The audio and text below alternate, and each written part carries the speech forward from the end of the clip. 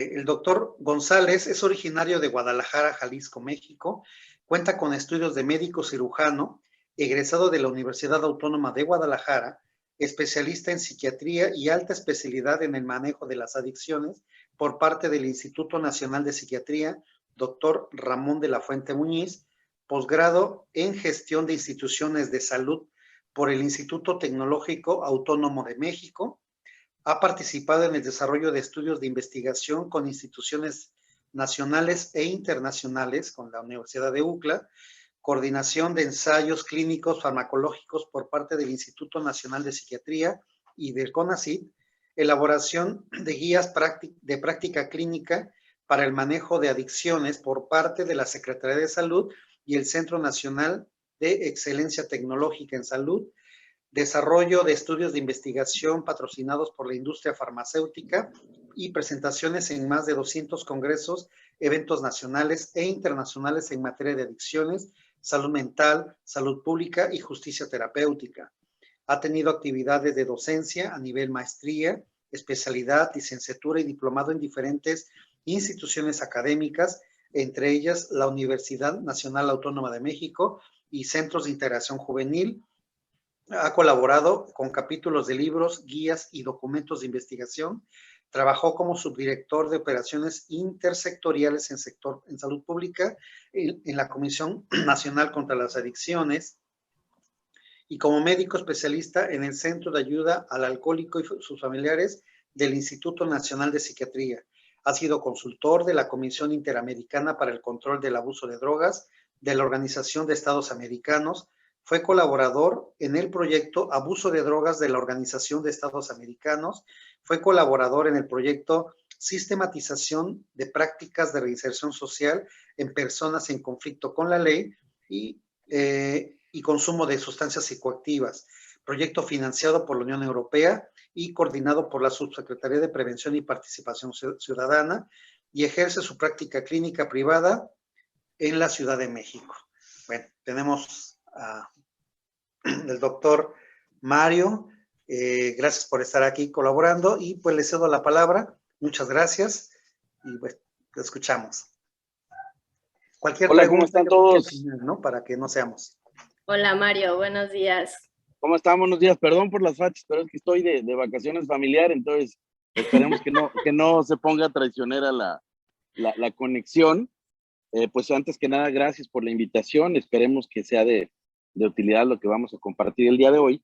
Y entrando ya un poquito en tema, me gustaría un poquito hablar sobre algunos antecedentes o algunos como conceptos básicos para empezar a hablar un poquito de esto de la adicción. Y para eso voy a compartirles una presentación. No sé si me pueden ayudar para ver si ya se está viendo. Sí, todo perfecto. Nada más Perfecto. Una cosa, te voy a avisar 5 minutitos antes de que concluya el tiempo. Hecho, perfecto. Va. Bueno, pues antes que nada me gustaría ver con una reflexión que tiene que ver precisamente con el papel no solo de las sustancias, sino con estas conductas denominadas como adictivas. En lo personal, creo que este término de adicción ha sido un poquito abusado, ha sido un poquito utilizado con fines más allá de la cuestión de salud. Ya de repente pareciera ser muy fácil o muy barato que una persona puede etiquetar a otra llamándole adicto, que si eres adicto a la comida o al sexo o al trabajo o ya hasta el celular. La realidad es que pues los seres humanos somos seres imperfectos. Aquel que diga que no tiene ningún tipo de conducta inapropiada o no sana, pues probablemente o ya tiene un problema de salud mental o no es humano, porque precisamente gran parte de las características que tiene el ser humano es esta capacidad de ser libre en su toma de decisiones, de poderse enamorar, de poder sentir, de poder pensar. Y precisamente la vida tiene cosas tan hermosas desde un abrazo, el sexo, la comida, un paseo con la familia y el punto en el cual cualquiera de estas cosas que son placenteras, que son ricas, les llamo yo en la vida, cuando uno abusa de ellas, cuando uno no tiene límites o no lo hace de una manera consciente, responsable, pues puede tener consecuencias negativas. Y hay personas en las que puede ser más fácil que caigamos en esto, ¿no? Los que tenemos problemas de ansiedad y de repente nos cobijamos en la comida para bajar la ansiedad y pareciera una adicción a la comida, cuando en realidad pues es el fenómeno denominado de automedicación. Uno de repente fuma, toma, fuma marihuana o consume alguna otra droga para quitarse un malestar que ya trae. Pensemos en las personas que trabajan altas horas de la noche y que no pueden dormirse y de repente empiezan primero con Coca-Cola, luego se van a café y después pasan a cocaína o metanfetaminas, y no necesariamente es porque sientan un placer o que sientan este uso recreativo responsable o adulto, creo que le están llamando ahora, sino que es como para poder mitigar las necesidades del medio ambiente, de la exigencia del trabajo, o los chavos con déficit de atención y hiperactividad que de repente tienen que estar en la preparatoria y son horarios pesados, no se pueden concentrar, no se pueden enfocar, y de repente les da insomnio y se dan cuenta que si fuman marihuana o si consumen alguna otra sustancia depresora, pues como que se distraen menos, están menos ansiosos, duermen mejor. Es decir, las sustancias con potencial adictivo, las conductas con potencial adictivo pueden tener o la parte que es lo rico de la vida y ese beneficio, y entonces si no tenemos buena forma de mitigarlo, de moderarlo, pues podemos caer en este problema.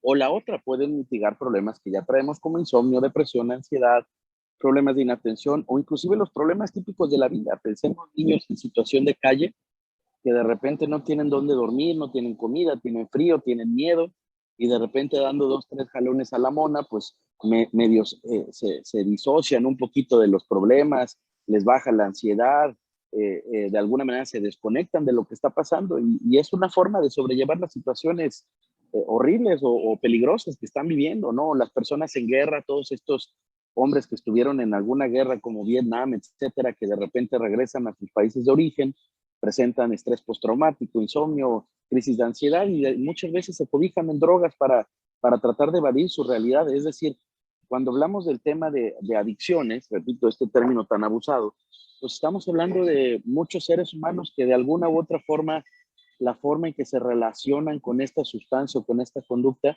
puede caer en este dilema entre lo que es voluntario o involuntario, porque también se dice, es que un adicto no puede controlar lo que consume porque es un enfermo, entonces pues pobrecito, ¿no? Hay que ayudarlo porque no puede. Y otros dicen, no es enfermo, es una persona irresponsable que no se hace cargo de las cosas que tiene que hacer. Y la gran realidad es que no hay una verdad absoluta. No se puede medir la voluntad entre la tengo o no la tengo. El cualquiera que diga que totalmente un adicto no lo puede controlar, pues probablemente está cayendo un poquito en simplificar el problema.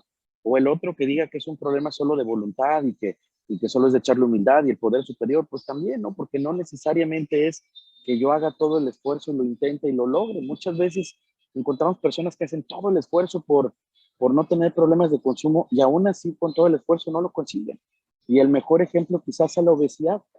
De repente la gente ve a los que estamos obesos y pues muchos se caen con la idea, es por flojo, es por tragón, es por malos hábitos, y les puedo asegurar que no es cierto. Hay mucha gente que hace ejercicio, que no come cosas de manera inapropiada, que trata de llevar una vida, vamos a llamarle ordenada, y aún así tienen obesidad. Y lo mismo pasa entonces en otro tipo de situaciones. Entonces, esto de decir que la adicción ya es un problema en el que la persona pierde totalmente la voluntad, pues en la práctica clínica no lo vemos. Hay una serie de matices que nos hablan de que en algunos sí hay mucho más control que otros, y que hay algunas personas que meramente el día en el que se deciden o llega algo que les conviene o los motiva más, dejan de consumir. Hay gente que tiene este diagnóstico etiquetado por alguien de adicción y de repente se vuelven papás y se hacen responsables y dejan de consumir. O la esposa les dice, mira, o te pones en orden o yo ya me voy porque no me gusta esto, y dejan de tomar en esa forma. O simplemente, si hacemos una revisión en la universidad, ¿cuántos pudimos haber aparecido como un trastorno por uso de alcohol, marihuana o alguna otra droga? Probablemente es muy alto. Pero cuando uno ya empieza a trabajar y tiene que levantarse temprano y no puede llegar ni tomado, crudo, pues las mismas responsabilidades hace que uno tome unas actitudes diferentes. ¿Qué sí tiene que ver a nivel neurobiológico? Y esto es importante porque lo que voy a hablar es algunas de las características que pueden pasar en personas con problemas de consumo, no en todos, pero que nos ayuda a entender un poquito por qué es que se presentan ciertas conductas que podrían parecer ilógicas, absurdas, aberrantes, como que no tienen sentido. Y el primer concepto que me gustaría compartirles es el de estos neurotransmisores, que son sustancias químicas que se producen desde el intestino y en el cerebro, y que tiene que ver con cómo nuestro cerebro se comunica entre sí. Estos neurotransmisores controlan no solo la parte de la tristeza, la alegría, el enojo, sino también pueden controlar la capacidad que tenemos para poner atención, la memoria, el control de los impulsos, la sensación de bienestar.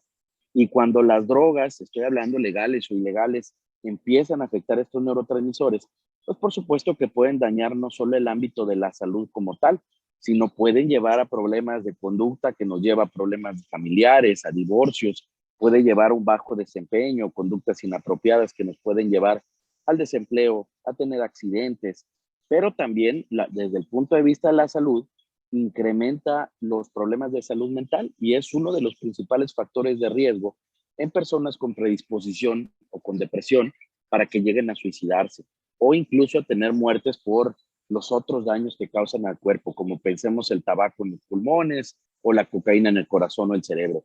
Y este tipo de cambios pues son los que favorecen que haya una mayor mortalidad, es decir, más muertes. Técnicamente a la adicción se le ha llamado que es un problema de un consumo compulsivo, que quiere decir consumo, consumo, consumo, a pesar de las consecuencias negativas, a pesar de que ya no siento chido, de que ya no siento rico, de que ya no es gratificante, pero lo sigo haciendo. Que no puedo controlar esta ingesta, es decir, yo digo, me voy a tomar 2 copas, pero en realidad no es que no quiera, es que no logro controlarlo, no tengo este freno. Y cuando lo dejo de hacer, puede aparecer el síndrome de abstinencia, que básicamente son estados emocionales negativos, enojo, tristeza, ansiedad, inclusive molestias físicas que se vinculan con esto. Ahora la pregunta del millón, ¿por qué hay hombres, mujeres que pueden llegar a presentar la adicción, que tiene estos cambios de la estructura del cerebro, de cómo funciona el cerebro, y por qué hay otros que consumen y que técnicamente no caen en la adicción, ya sea que tengan o no tengan problemas? Porque una persona que tiene la capacidad de controlar lo que consume, que no tiene estos cambios que les hablé previamente, pero que por una decisión propia, y perdón por la palabra, pero por ser irresponsables, consumen de una manera exagerada o en un lugar, situación o contexto que se dañan ellos o dañan a otros, eso es a lo que le llamamos el consumo problemático o uso nocivo, o antes le llamaban en Estados Unidos en el DSM-4 el abuso. No tienen las enfermedades o los síntomas de la adicción que les mencioné previamente, ¿no? Y esto muy probablemente que haríamos muchísimas personas, y no hablo solo de sustancias, cualquiera que tenga problemas frecuentes por estar pegado al celular, ya sea que chocó una vez o que se tropiece cada rato o que la gente se molesta porque, oye, te estoy hablando y ni me pelas por estar en el celular o que olvida cosas o que expone a otras personas por ir en el celular manejando y puede causar ahí un accidente o atropellar a alguien, pues técnicamente quedarían un uso perjudicial de ese celular. Lo mismo podemos hablar del sexo, alguien que anda brincando de lado en lado y está casado y ya tiene hijos regados, ya trae infecciones de transmisión sexual, pues también podría tener una conducta parecida a esta. Sin embargo, no necesariamente es que tenga una adicción, que son los fenómenos que vimos previamente, sino es un consumo o una conducta considerada como perjudicial o nociva. Y esto es importante porque es el gran grueso de las personas con problemas de sustancias. El número de adictos o dependientes en realidad es muy, muy, muy pequeño. En México, los estudios más recientes hablan de que del 100% de los mexicanos adultos, la dependencia o adicción al alcohol representa como el 0.6%, es decir, no llega ni al 1%.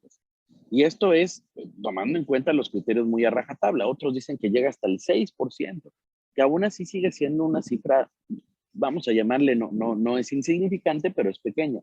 Mientras que si hablamos ya de la dependencia como tal, pues los números bajan, o sea, las otras sustancias como la marihuana, la cocaína, etcétera.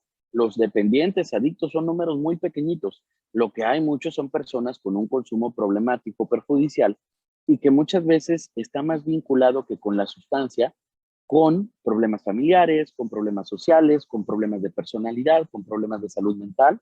Es decir, cuántas personas con déficit de atención e hiperactividad que tienen problemas para controlar impulsos, que tienen problemas de ansiedad, no se automedican con marihuana o con alcohol y parecen adictos, pero en realidad no son adictos, son personas que por su padecimiento mental de fondo empiezan a tener conductas parecidas a un adicto. Otro puede ser familias disfuncionales en las que los adolescentes pues no tienen un buen parentaje, no hay control de límites, de repente hay una disfunción, ahí hay agresión y los adolescentes pues sacan este enojo, este malestar y esta falta de límites abusando de sustancias y podrían parecer adictos cuando en verdad el problema es un problema de disfunción familiar, o de trastornos de la personalidad que lleva al adolescente a hacer esto. Es importante cuando hablemos de esto considerar que es diferente los sexos y aquí no tiene nada que ver con cuestiones machistas o feministas, simplemente nos gusta, ¿no? Los hombres y mujeres somos diferentes físicamente. La mujer tiene un porcentaje de grasa mayor, la mujer tiene menos alcohol deshidrogenasa, que por estos dos aspectos es más fácil que tenga problemas de alcohol, de alcoholismo, con tiempos no tan largos de consumo y cantidades no tan altas. Otras cosas también importantes considerar es el tipo de sustancia. No es lo mismo el alcohol que el tabaco, que la marihuana, que la cocaína, que el cristal. Y aquí yo los invitaría a la reflexión. De repente dicen, es que no es posible que la marihuana sea ilegal, se muere más gente por tabaco y alcohol. Pues sí, probablemente se muera mucho más gente hasta por las gorditas y los tamales y toda la comida mala o de mala calidad que comemos que por prácticamente la marihuana, pero esto no tiene que ver con que sean menos o más peligrosos, es que se comen más tacos, gorditas, tamales y tenemos más factores como obesidad que pueden provocar muertes que la marihuana, pero no quiere decir que sea inocua o que no causen problemas.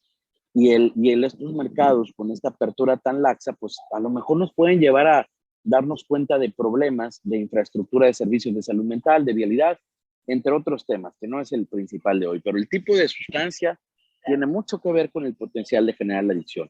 Y otro es ya el cerebro que traemos. Venimos ya con un cerebro que tiene una carga genética, lo que podemos heredar de otras enfermedades físicas, de algunos tipos de factores como hipertensión, diabetes o demás que nos tienen más riesgo para ciertas enfermedades.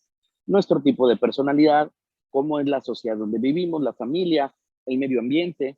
Y un ejemplo, vamos a llamarlo un poquito más sencillo. Hay países donde de repente se persigue la marihuana de una manera muy rígida, y si te agarran en la calle te meten a la cárcel, y luego viene el chantaje y viene toda la corrupción, etcétera. Mientras te vas a Estados Unidos y puedes tomar en algunos lugares y ya es legal, no tienes problemas. Es decir, cómo la sociedad, las leyes, etcétera, puede hacer que un consumo sea más o menos peligroso o más o menos fomentado. Toda esta serie de combinación de factores es la que puede llevar a un hombre, mujer, persona de tercera edad, adolescente o adulto, joven, a que presente estos cambios denominados como adicción, que son biológicos, son cerebrales, son funcionales, o que lleva a tener este patrón de consumo que puede causar problemas a la persona o al otro.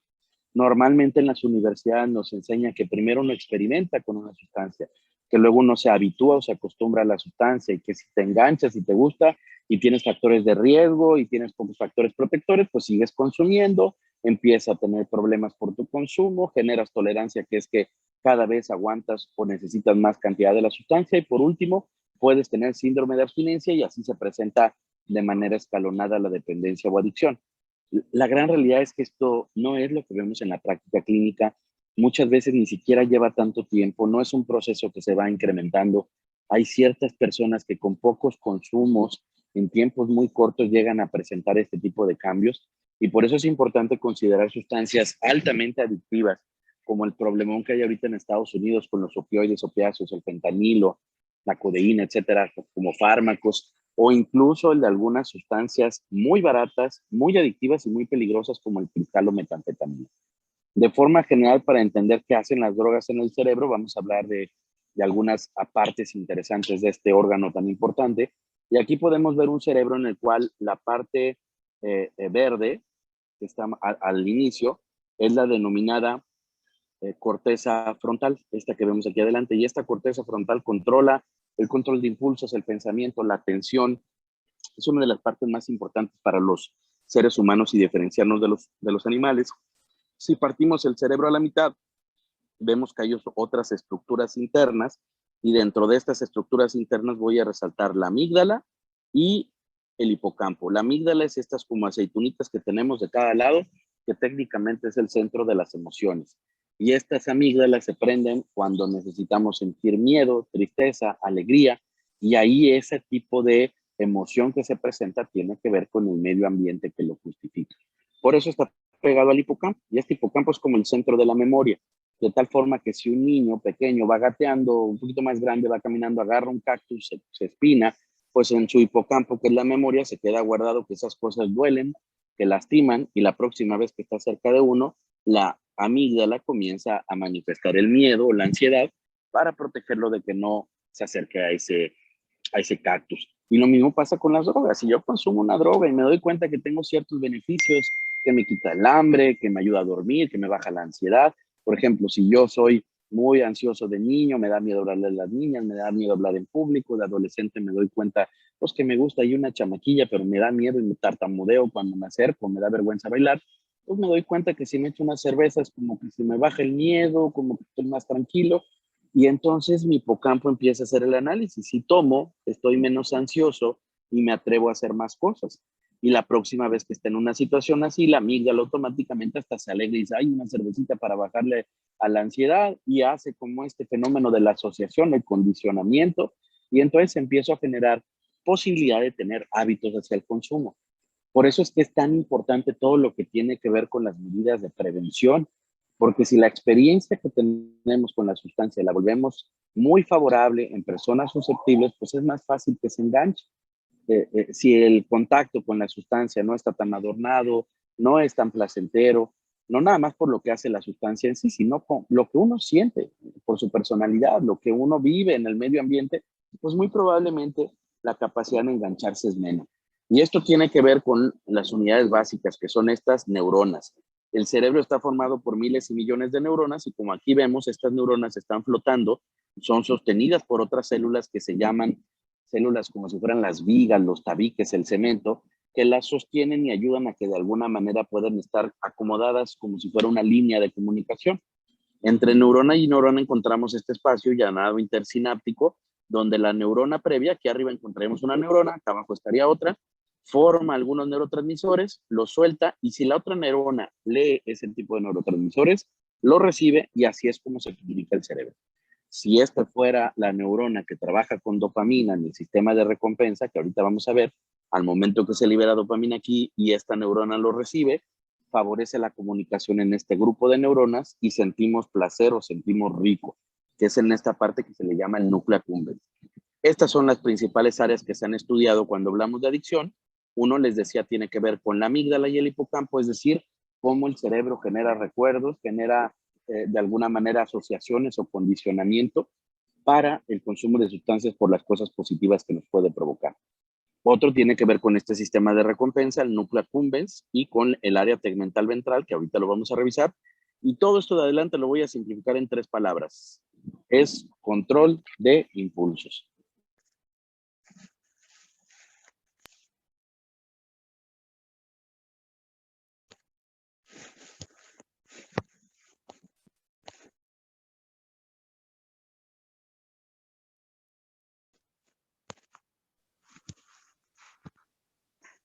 Ya no se le escucha, doctor Mario.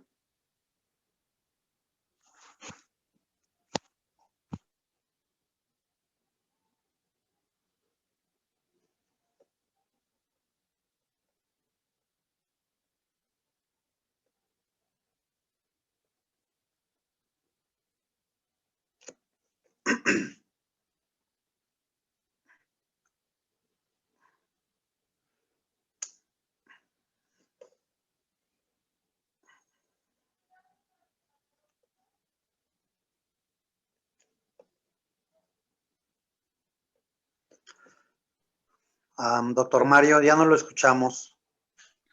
Ya está regresando. Ahí está. Esperemos que una ola no se lo haya llevado.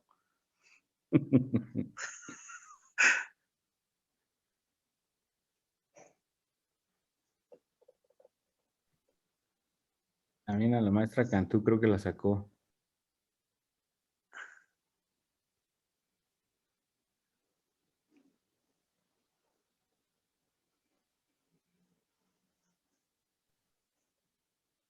Ya. Ay, se me fue el internet.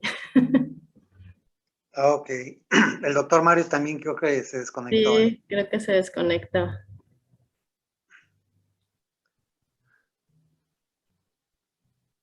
A ver si puede volver a conectarse.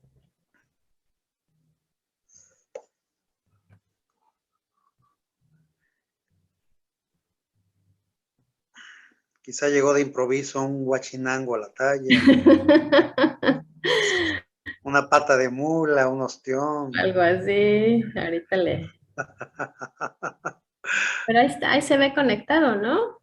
Se ve conectado, se quedó su pantalla congelada. Si gustas, mándale un WhatsApp. Sí, es lo que estoy haciendo. Les encargaría mucho si se va otra vez, si me podrían avisar, por favor.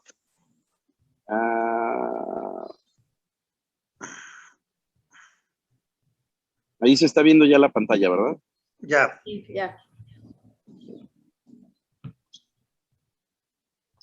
Bueno, les decía, esta imagen que se llama tomografía por emisión de positrones, pues tiene que ver con qué tanta dopamina se está liberando en ese núcleo accumbens, ese sistema donde se activa y uno siente placer. Y les comentaba que en las imágenes que están en la parte inferior, estamos viendo cerebros sanos, mientras más ese color rojo que está en esas estructuras que parecen como si fueran unas habas, es donde podemos ver qué tanto se está liberando o utilizando la dopamina.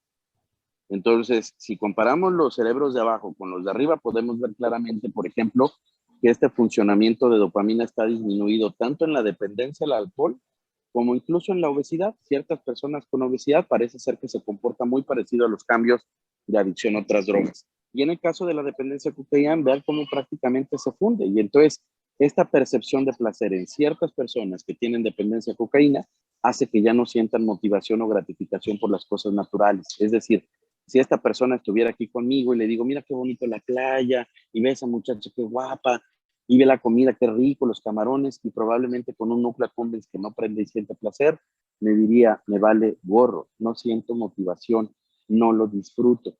Y esto es importante porque si una persona está en ese grado, el querer apelar que solamente por decirle o tratar de motivarlo va a dejar de consumir, pues muy probablemente sea muy difícil, porque no va a sentir esta gratificación, este placer, como pasaría en otras personas.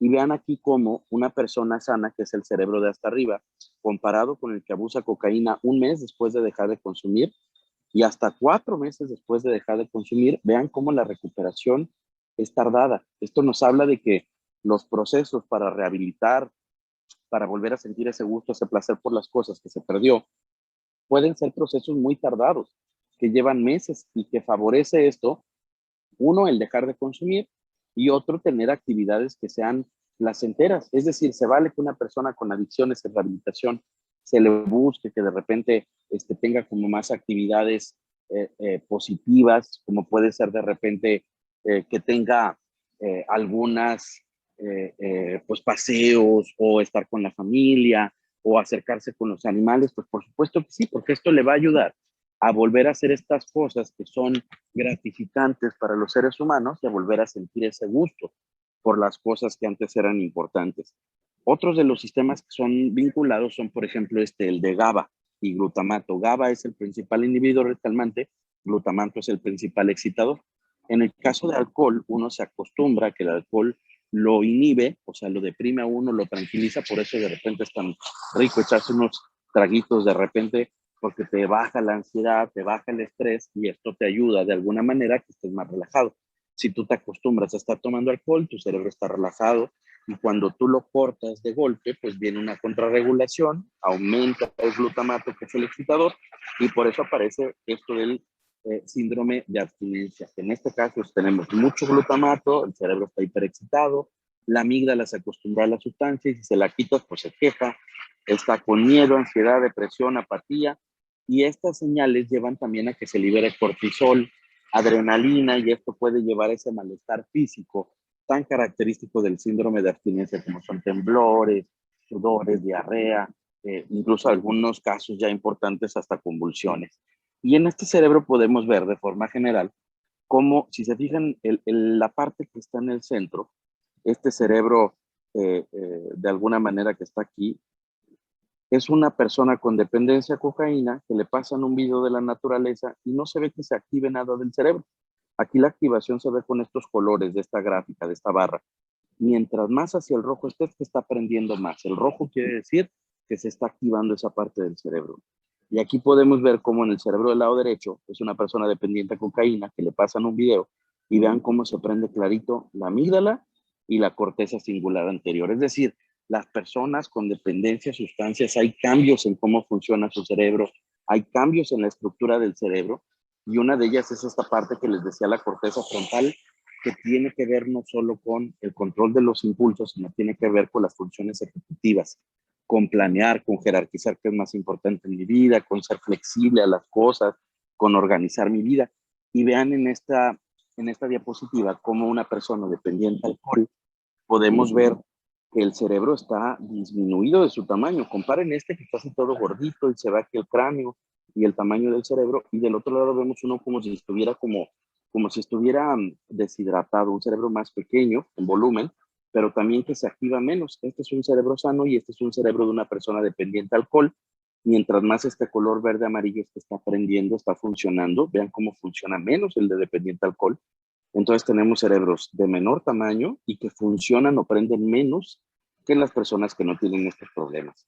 Otro ejemplo es en este de cocaína. Vean un control, cómo prende todo este cerebro bonito. Una persona dependiente a cocaína, vean cómo empieza a perder este funcionamiento del cerebro y hasta 3 meses después empiezan a recuperarse algunas áreas. Procesos largos, procesos tardados de rehabilitación o recuperación. Y principalmente pasa esto en la corteza orbitofrontal. Un cerebro sano normal, un cerebro dependiente a cocaína, y vean cómo esta parte anterior pierde o disminuye su funcionamiento, y la corteza orbitofrontal es de las principales que se encarga en controlar los impulsos. Si prende menos, hay más impulsividad, y si hay más impulsividad, hay más ingesta compulsiva del medicamento, perdón, de la cocaína. Y esto es importante porque esta área de la corteza frontal se vincula mucho también con la comisión de delitos. Si tu frontal no te funciona bien y ya tienes predisposición a ser muy agresivo o a tener como muchos conflictos en tu vida, pues es más probable que no lo controles esas emociones y que termines teniendo conductas impulsivas que lleven a la agresividad. Es por esto que el consumo de sustancias también se vincula mucho con delitos, y eso fue un movimiento que se estuvo revisando mucho hace algunos años con esto de la justicia terapéutica o de cortes de drogas en Estados Unidos, y en México con los tribunales para tratamiento de personas con consumo de sustancias en conflicto con la ley. Todo esto que les comenté aparece en este esquema, que es una forma la persona consume, si tienes ciertas susceptibilidad o si tu cerebro, tu medio ambiente se adapta, sigues consumiendo y puedes tener ya problemas de consumo perjudicial porque pues ya tienes problemas de que llegaste tarde o tuviste un accidente o peleas con la esposa. Si sigues teniendo estos factores de predisposición, puedes ya generar los cambios biológicos de la dependencia o adicción. Al dejar de consumir, síndrome de abstinencia que te lleva a volver a consumir, craving, o esto de que en la memoria o el condicionamiento hay cosas que te recuerdan la sustancia y te llevan a volverla a consumir, o pérdida del control de impulsos que te lleva a consumir de forma compulsiva. Y la expresión pues de la ansiedad, de la adicción, es una mala regulación de las emociones, un pobre control de impulsos que puede llevar a agresividad y a crimen o violencia. Y esto es importante porque entonces entendemos por qué hay tanto dinero involucrado en temas de adicciones. Porque a diferencia de otros problemas de salud mental, este se vincula mucho a errores de juicio, a conductas inapropiadas, a robo, agresividad, que pues por supuesto que es un problema importante no solo de salud, sino a nivel de seguridad pública y a nivel social. De forma general, uno tiene una dependencia a una sustancia, aparece la cocaína por ahí, la persona toma el recuerdo del hipocampo, se activa la amígdala, esta amígdala, que es de las emociones, empieza a pedir la sustancia, empieza a emocionarse, y si uno no se la da, se activa este sistema antirrecompensa, empiezo con ansiedad, con desesperación, con molestias físicas, porque no le estoy dando la sustancia, y si mi corteza frontal no funciona y no me frena, me voy a consumir otra vez, y se repite el ciclo.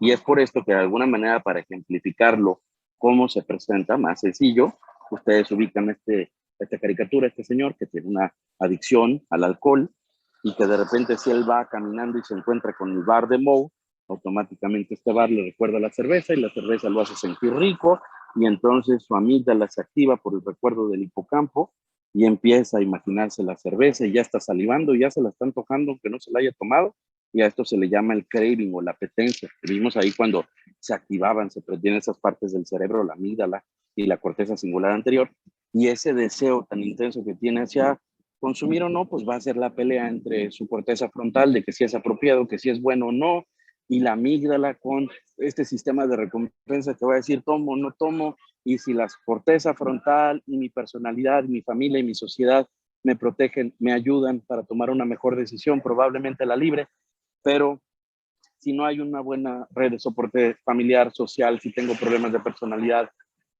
Si tengo una dependencia ya a sustancia con daños en esa parte que controla impulsos, toma decisiones, probablemente no me vaya tan bien. O si mi sistema de recompensa, mi amígdala, etcétera, están muy vinculados y viene una apetencia muy enorme hacia consumir, pues va a ser difícil que solo la corteza lo controle, y de aquí puede llevar a cualquiera de los dos resultados: o tomar y terminar teniendo un problema, o no tomar y estar de alguna manera mejor con el plan que tenía.